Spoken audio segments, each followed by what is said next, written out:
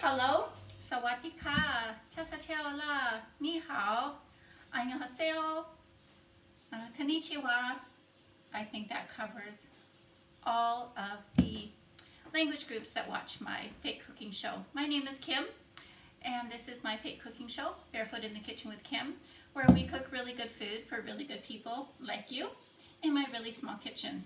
And my kitchen's about this big. I'm going to teach you how to make 1 hour bread today.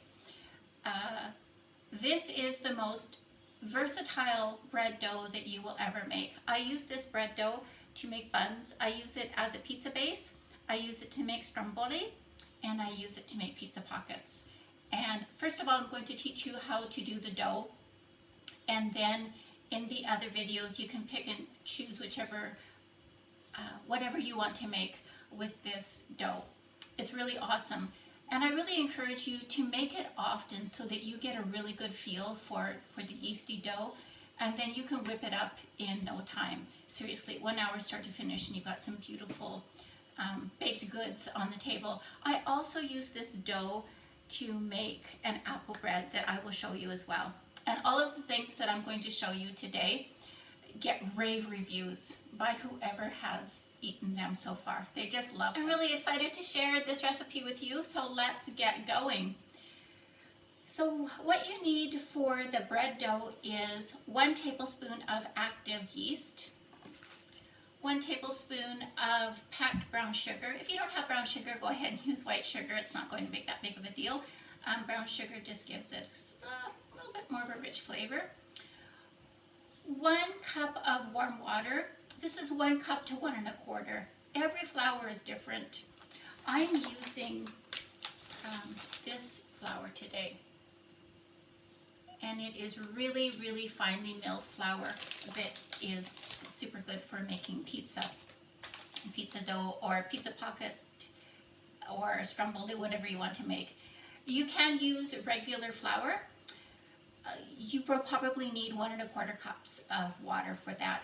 But start with 1 cup of water, and then you can add to it from there. And you want the water to be warm, not really, really hot, but warm, slightly warmer than body temperature. We want 3 cups of flour, and I really do highly recommend, as I said, using a high quality pizza dough flour, or at least a bread flour. Different protein content, it's milled a little bit differently, and so you just get a much better product in the end. That's what I found anyway.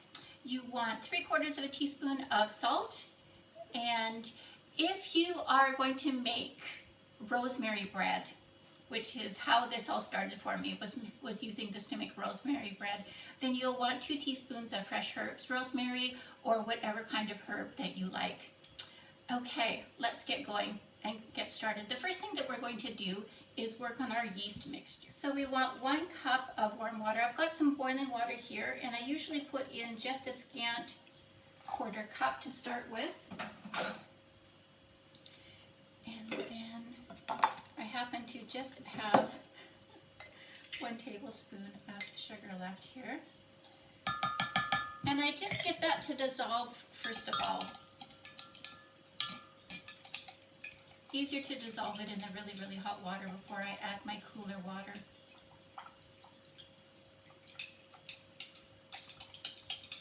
That's looking good. I'm going to add enough water to make 1 cup here.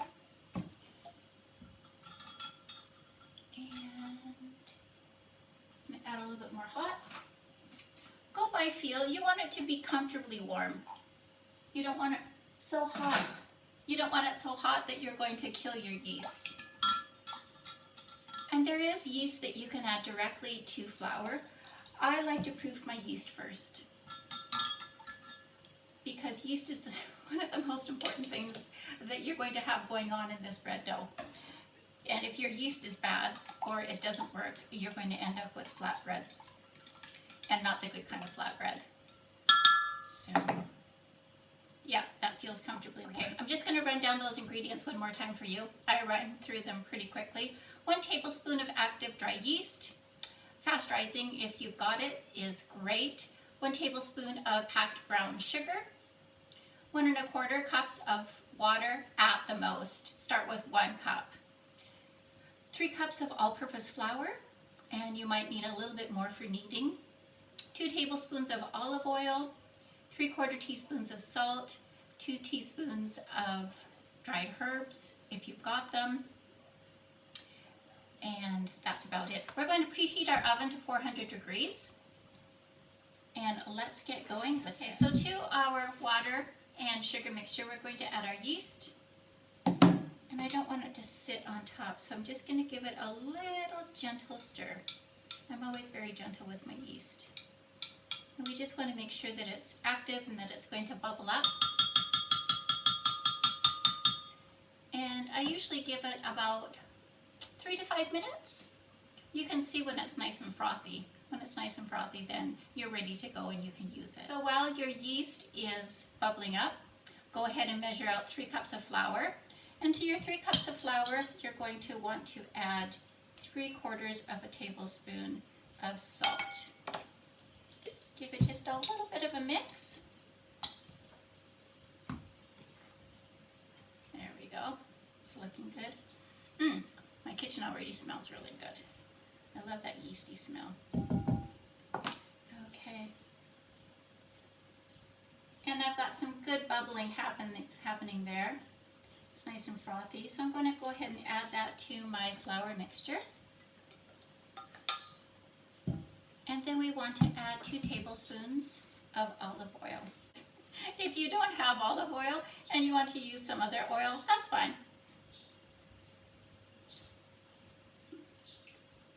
If there's anything that's really critical, I would always tell you guys. But there, you can do lots of swap outs for my recipes. And we're going to give it a stir.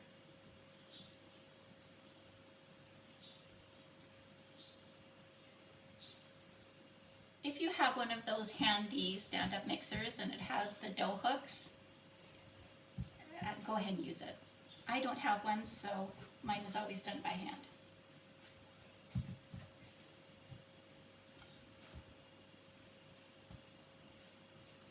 And don't add extra water too quickly. Sometimes we think, oh, that looks dry, like this looks a little bit crumbly, but I know as I continue to give it a mix, that all those little crumblies are going to be incorporated in. And because I don't have a stand mixer, I'm going to go ahead and start to use my hands.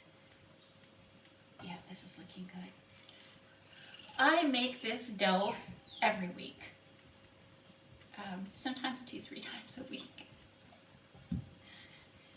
And if you make it often, you get a really good feel for what the dough should look like, how it should feel, and you can make it, just whip it up so quickly. I will also make this the night before if I know I've got a busy day the next day and I'm cooking for a crowd. I will make it up the night before and get it to the rising stage, and then I pop it in the fridge. And it sits there until the next day, and then when I go to take it out and shape it into whatever, it's just beautiful. I also often do a double batch of this. So this is 1 kg. So for 1 kg of this flour, I just double everything. Use 2 cups of water, double everything else, and it's beautiful. I can make like 4 stromboli out of that. Yeah. So there we go. That was perfect and so fast, right? Okay, so that's what it should look like. There, that's better. So it's not going to be really smooth yet because the yeast hasn't had a chance to do its work. So it looks a little uneven, but it's also not so sticky that it's sticking to my hands. And it's also not so limp that it's gooing everywhere. So that's what we want.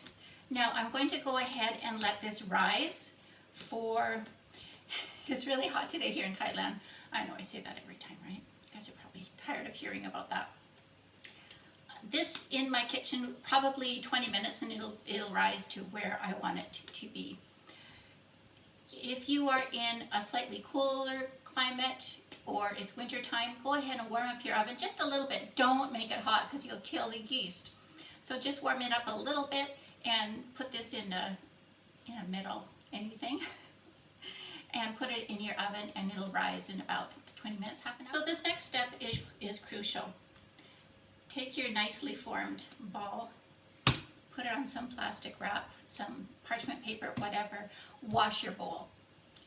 Do not let the dough rise in a bowl that has all of these little bits stuck to it, because then it'll be super hard to get it clean after. So before I put the dough in the bowl to rise, I give it a wash. So that's what I'm going to do right now.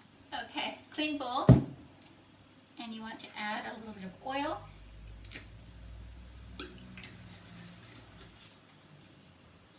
And oil up the sides because you're hoping that this is going to have a nice rise to it, and it'll rise up the sides of your bowl. And then oil both sides of your bowl, of your dough. Good. Yep, that's looking awesome.